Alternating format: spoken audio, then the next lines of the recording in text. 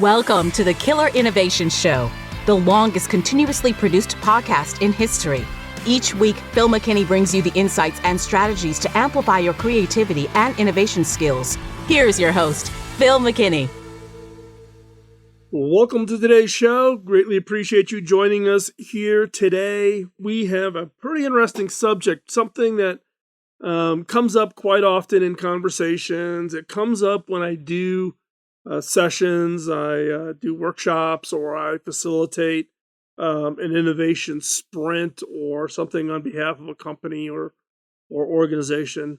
And that is, hey, what are all the tools you use? Can you give me a list so I can go start checking those out and see if I maybe should buy those or use those or whatever? So today we are going to cover the 9 types of innovation tools. There are literally thousands, if not tens of thousands of tools that you can use. It is confusing.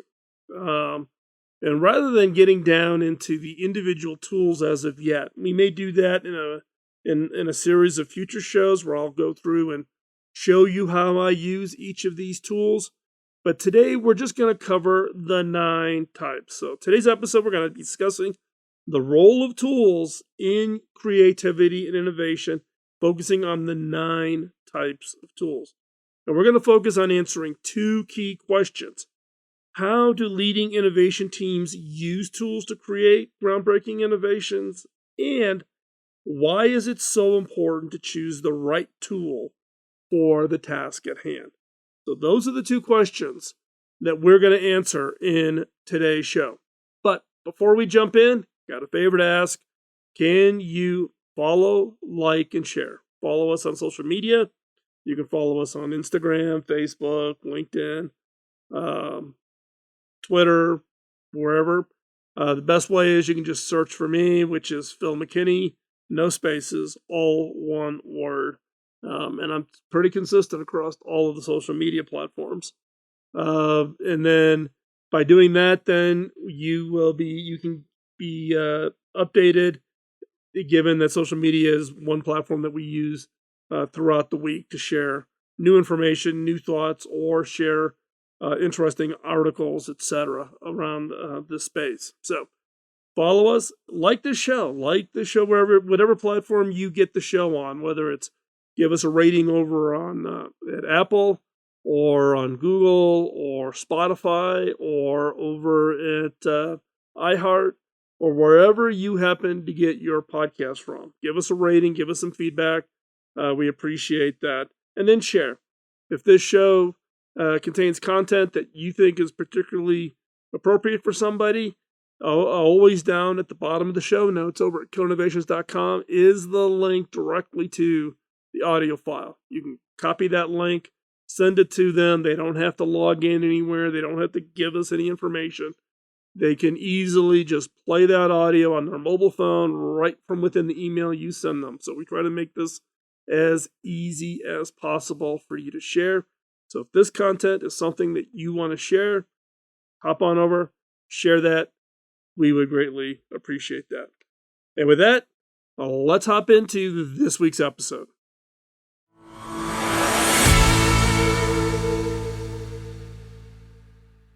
Many people believe that creativity is a talent and that only certain types of people are capable of it. And you've heard me talk about this many times. And in fact, in a recent show, I pointed out a research study that I've read that once you go beyond an IQ of about 120, which is a little bit above average, intelligence and creativity are not at all related. This means that even if you're no smarter than most people in the world, you still have the potential to wield amazing creative powers. Now, tools can play an important role in combining with that exercise of being creative. Using the right tools can actually give you an unfair advantage over those who choose not to use tools. Now, we've talked about tools in the past on the show, but today I want to dive in deeper. Now, businesses have been using tools and resources to improve performance for centuries. When the first business systems were invented, they were designed with a specific goal in mind: make it easier for businesses to operate. The earliest of these documents is what's called the Book of Costs.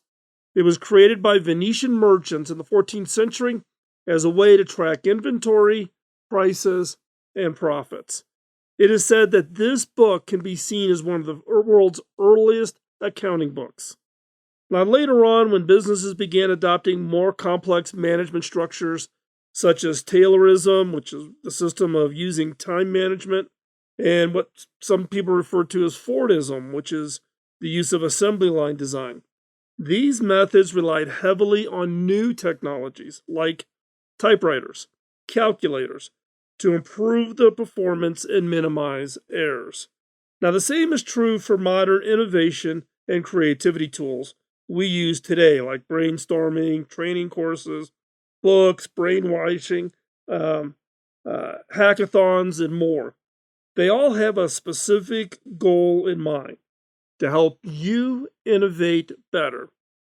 In fact, as companies continue to adopt these new methods of innovation, it's critical that you invest in the right tools and resources to accomplish your goal. Now, tools are an enabler, and they enable craftsmen across a wide range of areas. A hammer in the hand of an expert carpenter can create an amazing house. A scalpel used by an expert surgeon can save a life. An innovation tool used correctly can lead to an innovation that changes the world. In order to unleash your creative potential, it's important to understand the categories of innovation and creativity tools available. Now, underneath each of these categories, there are literally hundreds, if not thousands, of tools you can choose from, depending on what it is you're trying to achieve. So what we're going to walk through now is the 9 categories. These aren't individual tools. These are the groupings or categories of tools. Now, not all categories get applied to every project, but this will give you the framework to think about what tools, what types of tools should you go out and find. Now, innovation is the process of improving your ideas and thinking, making it more creative, making your ideas better. Now, it's important that the tools you're using are also feed into this objective of the innovation. Now, tools will make us better. They help us do things that we just can't do on our own. So let's walk through these 9 categories. Category number 1, idea sketching tools. Idea sketching tools can be extremely helpful to speed up the innovation process. By quickly and easily putting your ideas down on paper, you can explore a wide range of possibilities. You can see what works best. Now, this can save time and energy by eliminating ideas that are not likely to work out before you go ahead and you invest in them. Now, additionally, idea sketching tools can help you communicate your ideas more effectively to others. Now, tools for idea sketching come in all shapes and sizes, but the basic idea is to quickly and easily put your ideas down on paper. This can be done as simple as pen and paper, or with more sophisticated tools such as graphic software or electronic drawing pads. I'm a big Remarkable 2 user, and I've shared about that on the show. Now, it's important to have something that allows you to easily express your ideas. Now, a lot of people will say, I'm not a drawer, I'm not a sketcher, I can barely draw a square box. Here's the trick I do. Now, I was originally an architecture major, so I do tend to be more graphically oriented, but I am not a sketcher or a drawer. If you ask me to sit back and draw a picture of the mountains here in Colorado, it would look horrible. What I do in the back of my idea notebooks, in the little pocket in the moleskin, is I'll carry a little plastic set of templates. These are templates that architects use quite often. They have a variety of different sizes of circles and squares, and they give you a nice sharp edge, etc. So I can pull out a pen, and draw and sketch just using straight edges and circles, etc. using these little templates. They're easy to carry, stick them in the back of the Moleskine. I always have them with me. That's the cheater way that I do it when I want to sketch, because I'm not a sketcher by nature. But I have found this to be very effective, to be able to sketch it in my idea notebook, scan it, and then be able to email it to somebody. So idea number one, idea sketching tools. Category number two, idea generation tools. Now, when it comes to innovation, the more ideas you come up with, the better your chances are of discovering a great one. But it's not easy to find the time and the space to think creatively. Look, we're all bombarded by lots of things on our list, and we can easily get distracted. That's why many creatives have found a set of tools that they use. It could be everything from mind maps to free writing or ideation exercises like brainwriting to create and generate lots of ideas quickly. Now, these tools can be used either individually or in groups, and they give you the freedom from external distractions. You set aside the time. In my case, if I'm writing, like I'm working on the new book on the 7 Laws of Innovation, that's in development now, I set aside a block of time. I have software that turns off all distractions, email notifications, etc., and I can just focus. So, idea generation tools, whatever it is that you found that works for you, to block out those distractions where you can just sit down and generate ideas. Category number 3 is what I call creativity tools. Now, I couldn't come up with a better name. If you have a better name, let me know. But what do I mean by creativity tools?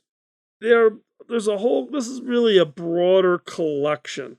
They can help you and your team innovate faster. It's really about putting together all of these bits and pieces. But what are creativity tools and how do they work?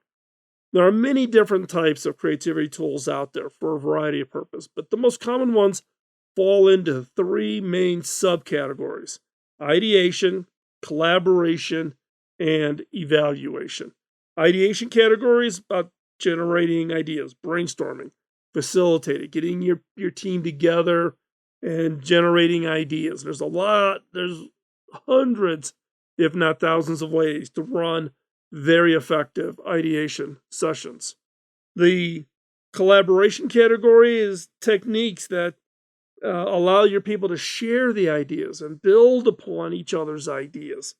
So there's a whole variety of tools that are out there around collaboration.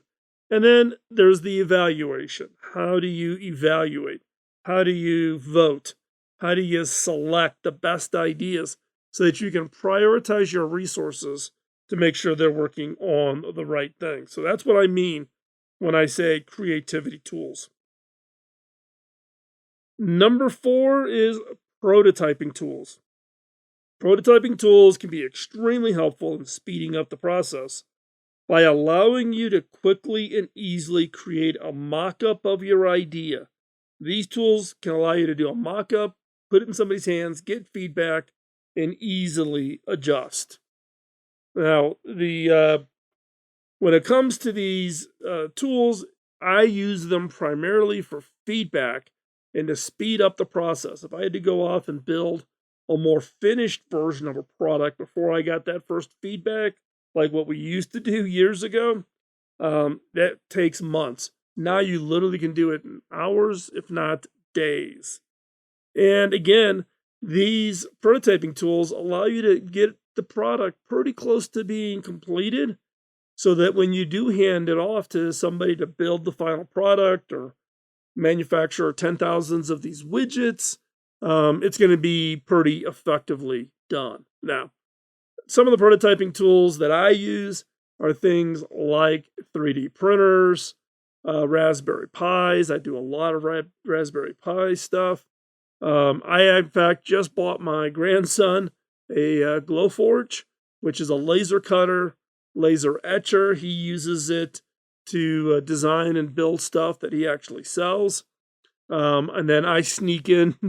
I guess it's one of those things where I bought him the Glowforge, but then I actually use it.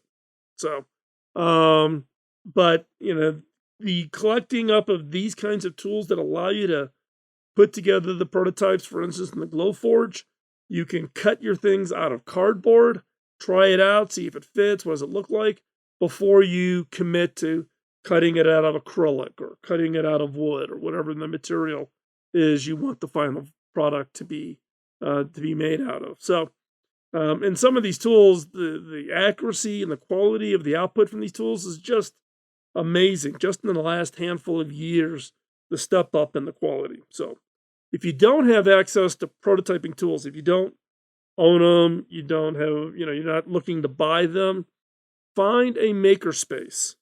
A lot of communities all around the world have makerspaces. And these are people who come together. They rent maybe a warehouse or something. They charge a membership fee. They use those fees to buy things.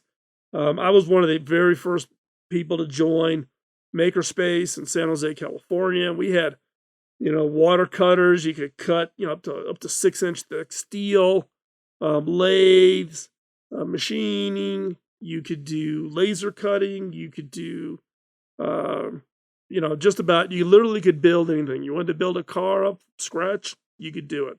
So you don't need to own the tools. You can get access to the tools, or you can actually design them online, send your designs in, and they'll send you the part back. And again, they're pretty cheap. Number 5, visualization tools. Visualization really helps you convert that idea into something that you can actually visualize, understand, conceptualize, and be able to show and get feedback on. Imagination has its limits. What's in my head can be very hard for me to try to verbalize and convey what's in my head into your head, to what you're going to understand around my idea. Visualization uses these, images, this kind of describing it in a way that you've got some medium that you can share it with. And these visualization tools can be anything from laying out a process map to a PowerPoint slide to a mock-up of what a website would look like or what a mobile app screen would be when the software actually gets done. These visualization tools allow you to convey what's in your head such that somebody else can go, oh, I get it. No, you don't. We won't, that button's too small. We don't want it there. No, that process step has got to go this way. It's got to go get to make this stop first before it gets approved to move forward if you're innovating a process inside your organization. So visualization tools, key, but again, you can use whatever you have, piece of paper and a pen. I see a lot of people use PowerPoint in lieu of other types. You can use Visio, you can use Adobe tools, you can go to whatever links you want to go to. But again, it's about taking what's in your head, getting it into a form that then you can share with somebody else, and it's translating from what's in your head into what's in their head. And you can then use and you can collaborate around those ideas. So again, visualization tools. Number 6 is market research tools. Now, market research can help custom innovators identify customers' needs, problems, and potential solutions. And in the right hands, market research tools are really great at providing quantitative data about the population that has the specific problem, the specific opportunity that you want to go after. Market research also provides you insights in what customers want, their feedback, surveys they may have done as part of other research programs. And again, you can actually use this in every stage of the process, right from the beginning to the evaluation to the iteration stages. Market research can play that role. Now, a lot of organizations depend a lot on market research. It can play an integral role as far as creating the ideas behind new products because it allows you to understand more about your target audience before spending time and money and before you even find out the idea is good. But here's my one caveat on market research tools. You need them, but don't make them your exclusive input. Go out and talk to customers. Get your butt out of the chair. Go out and go face to face with customers so that you can get their feedback and you can understand exactly what it is. And you can see their facial expressions. You can see the confusion in their face, things that you cannot see from a spreadsheet in a market research study. So, again, it can reduce your costs, reduce the opportunity for mistakes, gives you broader insights, but don't rely exclusively on market research tools to be the one face of the customer. Go out and actually talk to real customers as part of the process. Okay, number 7, trend analysis tools. Now, this is somewhat relatively new. It's been around, I don't know, maybe for a little while, but it's becoming quite popular. Trend analysis software tools help you spot patterns in social media, news feeds, other sources, so that you can stay ahead of what's going on with your industry, your niche, your market, your new opportunities. And it allows you to identify early opportunities, early problems. It identifies shifts in customer behavior before they even get recognized. Trend analysis tools will kind of give you the hint that something is changing, but it still requires on your understanding of your customers, your market, the competition, what the problem is, what are the customers really trying to solve for, so that you can identify the shift in changes as they're happening. And the key here with trend analysis tools is it can empower you to be ahead of the curve, ahead of your competition. Now, these tools typically are used with like existing products or maybe adjacencies, but they also have a role for anyone looking to innovate, come up with fresh ideas faster than you've done in the past. Rather than you going out and hunting around and pecking and looking for problems, which is one way to do it, the other is use these trend analysis tools to find new and emerging trends. You can also hire futurists to come in and look at your markets and share with you kind of their vision of the future. But trend analysis tools, again, is one of many data points that you should be using when identifying new opportunities, new problems to solve in order to innovate on top of. And number 8, technology scouting tools. Now, in my previous role as the CTO for Hewlett Packard, we interacted with a number of these tool suppliers and scouts, these consultants that actually will scout new technologies. Now, technology scouting, the whole role is really to help you quickly identify and assess new technologies that may be of interest or may be a threat to your organization. Tools that are going to automate you out where your customers don't need you. It's going to be completely automated, or a technology that's coming, or a solution approach that's going to come that is going to cause your customer to change their buying habits, as an example. Now, again, these tools can help you stay ahead of the curve, and they just make sure that you're aware of the latest and greatest technologies that could benefit your organization. Now, there's the tool sets, but then there's also this special class of consultants I was talking about called technology scouts. These are individuals who are able to use their understanding of new technologies and their potential applications, which is the important part. Technologies, the newest technology in computer memory or in silicon design techniques or whatever are critically important, but unless you're really deep in it, it's kind of hard to translate how is that going to change and impact a meatpacking company in Iowa? But it will. But you need these consultants, these technology scouts, to translate, in some cases, this underlying technology and what does it mean, the so what part of it. And again, it's understanding the potential applications and to help identify new products that could be beneficial to the marketplace based on some of these new technologies. Now, these scouts will take this knowledge and they disseminate it to the companies they represent by pointing out technologies that they may be of interest. So typically, your relationship with a technology scout is on an annualized, almost like retainer basis. You pay so much per year.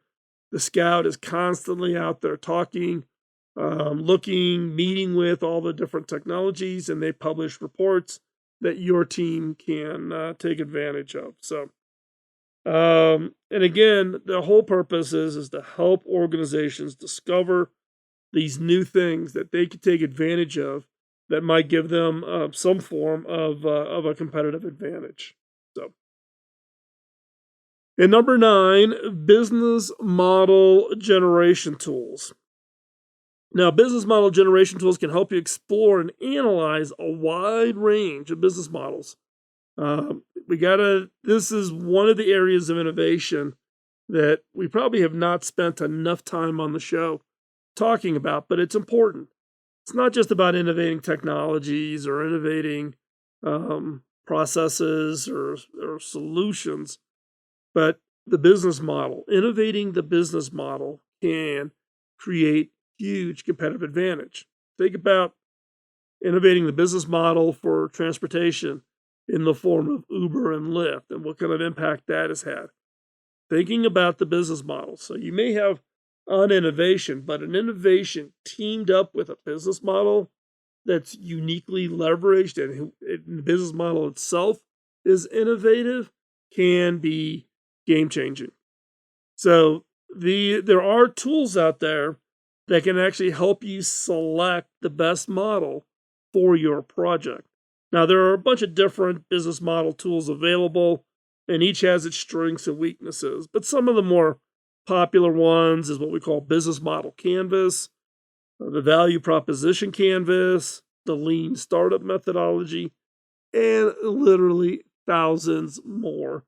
And yes, there are even consultants out there that will that specialize in business model analysis and business model innovation. So think about that, and you may want to take a look at a couple of those tools and try those out.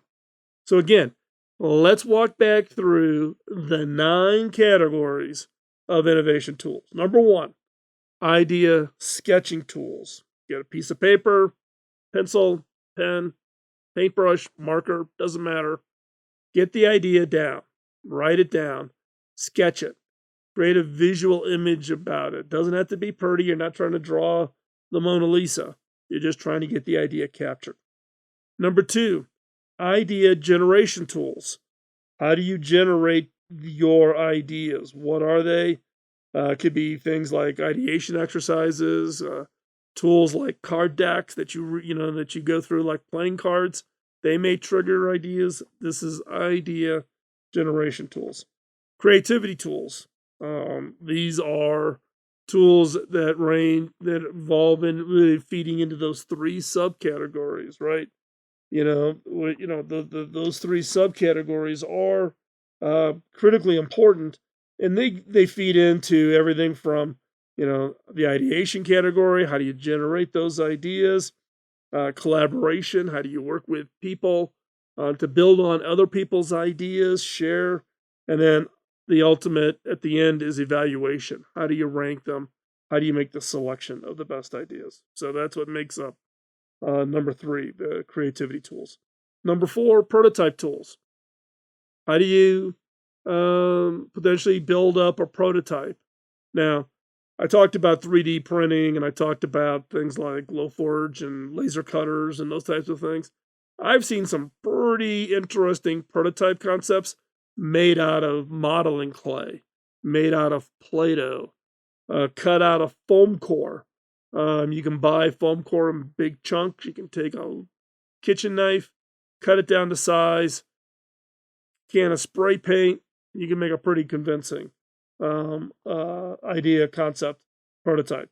So prototype tools, depending on what it is you're innovating, can play an important role. Number 5, visualization tools. Visualization tools of, if you're working on software, what's the screen going to look like on a mobile phone? Or if it's a business process, draw out the business process flow and show where you're changing the business process flow. Again, the visualization tool objective is to get the idea out of your head and into the other person's head so they understand exactly what it is you are focused on. Number 6 is the market research tools. So the market research, helping you identify the customer, those demographics, the problems, the characterizations of the opportunity, all kinds of data. It gives you the data side of it. And look, I'm an engineer by training. The engineers, we love data because we use that to validate our thinking. Be careful. Market research tools, as far as input and information about your customer, should never be the only source you use for information about the problem, the customer, etc. Go out and go talk to customers directly. Number 7, trend analysis tools, looking at social media and press reports. And I read a lot of PhD dissertations. I am in Google Scholar all the time with a bunch of standard key searches that I do, looking for interesting research studies written by PhD students from around the world. But for me, it's all around trend analysis tools. And if you're interested in more about how I do this, you can go over to the show notes and search for Trend Safari. Trend Safari. It was a trip that I actually hosted every couple of years. I would take people with me who are part of my team at HP. We would go to places like the Hanover Furniture Fair and all kinds of industries and associations, the automotive show, etc.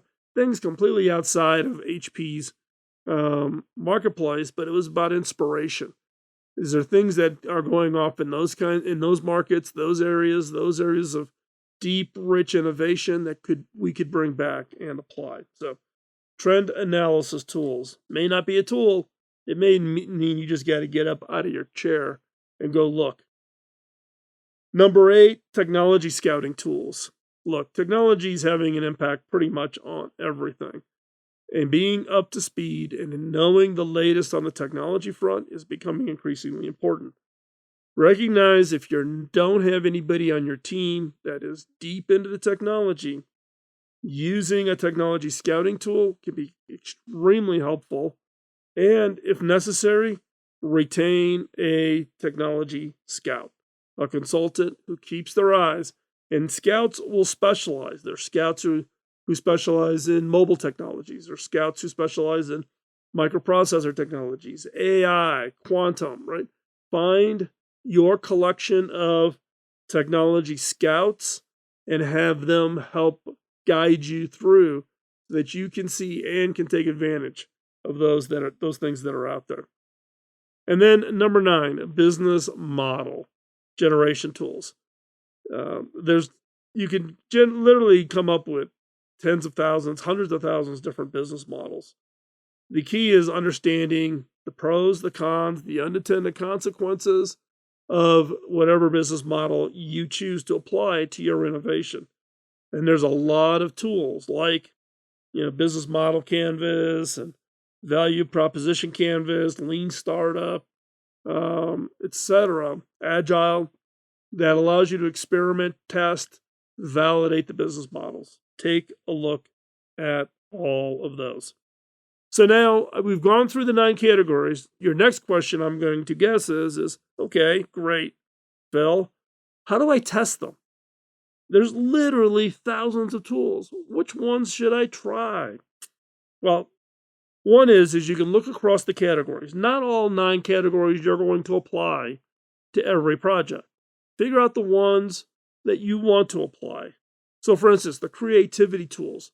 Creativity tools is probably the closest thing to what I've been talking about for the last 17 years, what we call the framework, the FIRE framework, which is focus, ideation, ranking, execution. So the FIRE framework. You can learn about the FIRE framework by this podcast. You can also learn about it in my book, Beyond the Obvious. You can get that on Kindle and Audible and Amazon and pretty much anywhere you can buy the book. But if that's of interest, you can buy the book. You can listen to probably 150 podcasts in the catalog here at Killer Innovations, all on the pieces and elements and how to use the FIRE framework. So if that's an area, you've got access to a bunch of free content that can help you guide you through that. If you're in need of business models analysis, or you need help on the technology scouting, there's tools you can go out. Don't try to do all 9 categories. You don't need to, it's not a punch list. Find and look at the ones that you think can be most helpful to the innovation projects you've got going on right now. And then the key is pick a couple tools, try it out, see if it works for you. It's never a one-size-fits-all in this world of innovation. Your organization is different than my organization, which was at Hewlett Packard, or my organization today, where I'm the CEO at Cable Labs. The cultures are completely different. The skill sets are completely different. The mission of the organization is completely different. You have to adapt to your organization. So take a look at the 9 categories, find those key few of them, and then go try them out, and then evaluate. Try them out on a project. At the end of the project, do a post-mortem. Take a look at the project. How successful was it? What tools did we use? What tools were helpful? What tools were not helpful? Throw out the ones that aren't helpful. Try some new ones on the next project. And then you just keep cycling through.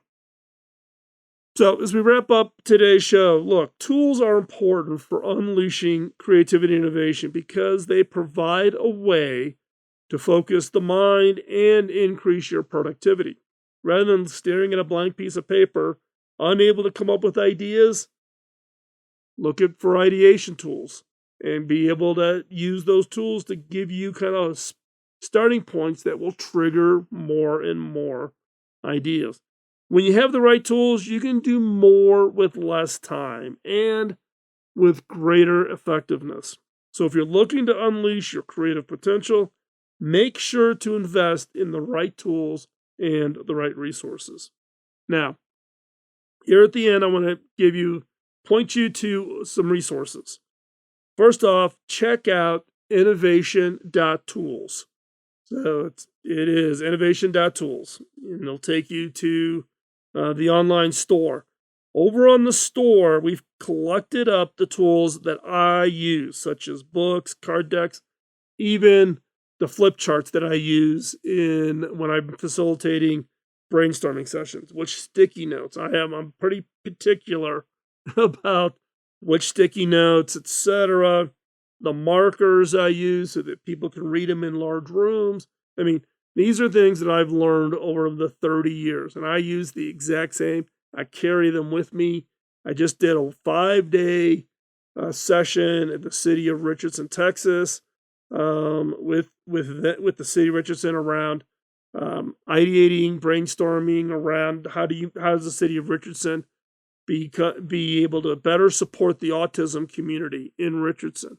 And we had 6 teams, and we ran facilitated ideation and ranking, etc.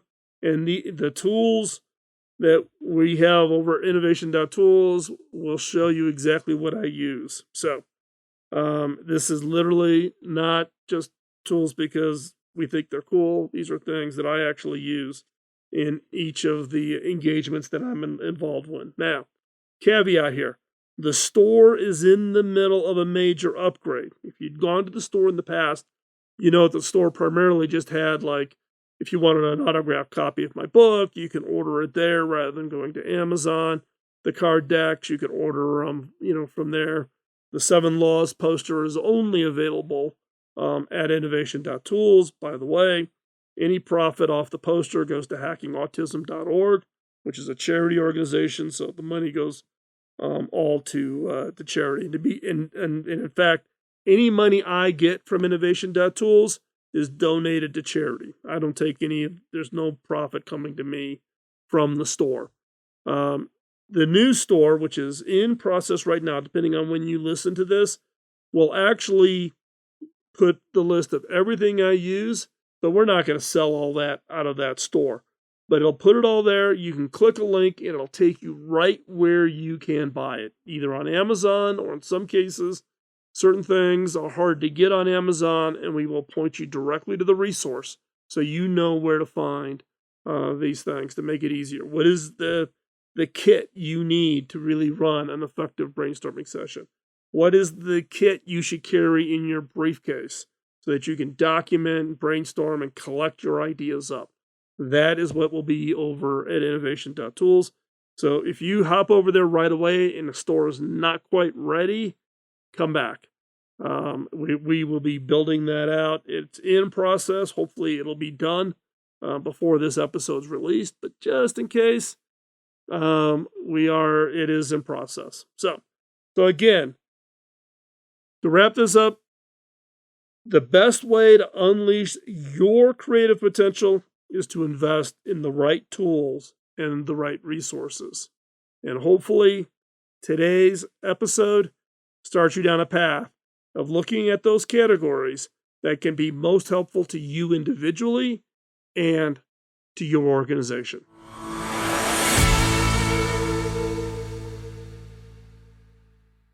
So based on the 9 categories or 9 types of innovation tools that we just discussed, which is the first one that you are going to focus on? Which is the first one that you are going to work on? Now, for me, I'm very graphically oriented, as I shared in the episode today about, I was originally an architecture major. So drawing, sketching. I'm sitting here at my table in my studio here in Colorado, and I've got different types of mechanical pencils with different types of lead in them. I've got straight edges and mechanisms to draw with. So for me, idea sketching is just fundamental to how I innovate. And it's the one that I have found really matches to my style. It's what sparks my creativity. And it's something that I have just found to be very, very productive for me. So find one that works for you. We're all different. You should not follow the leader. You need to find the tools. You need to find the approach that works for you, which requires you to experiment and try a bunch of them. Try them out, see what works, see what doesn't work, and then don't get stagnant. Don't lock onto a single approach or a single tool over extended period of time. Constantly try new things. There might be something out there that just unlocks the spark on a specific project. So again, experiment, try them out. Hopefully you found the discussion today on the 9 types of innovation tools helpful for you. And again, I want to say thank you for taking the time out of your schedule. Time is the most valuable asset all of us have. Once it passes, you can't get it back. You cannot save it. You cannot store it up for later. It just keeps marching on and on and on. So every minute of time is valuable, and I appreciate you taking the minutes out of your schedule to listen to the show. Thank you. So before we head out, again, I want to say thanks and help us spread the word. We do this show as a way of paying it forward. It's a way for me to satisfy the obligation and promise I made to Bob Davis, my original mentor, which was to share my experiences, my lessons learned, my mistakes, so that you get the benefit of that experience along your own personal and professional lives. So hopefully I'm achieving that. And one way you can help me expand and say thanks to Bob Davis even more is by helping us introduce the show to more people. So if there's people out there that you think would enjoy or benefit from the show, tell them about it. Pretty easy to find. We've been around 17 years. Coming up here in March, we'll be kicking off season 18. Yes, 18 years, averaging roughly 50 episodes a year for 18 years. So we've been at this for quite some time. So there's a big, huge catalog. Go over, do the search. You can find all the shows over at killerinnovations.com. And with that, have a great week, and we'll see you next time here at the show. Bye-bye. Podcasting nonstop since 2005, this has been the Killer Innovation Show on the Innovators Network.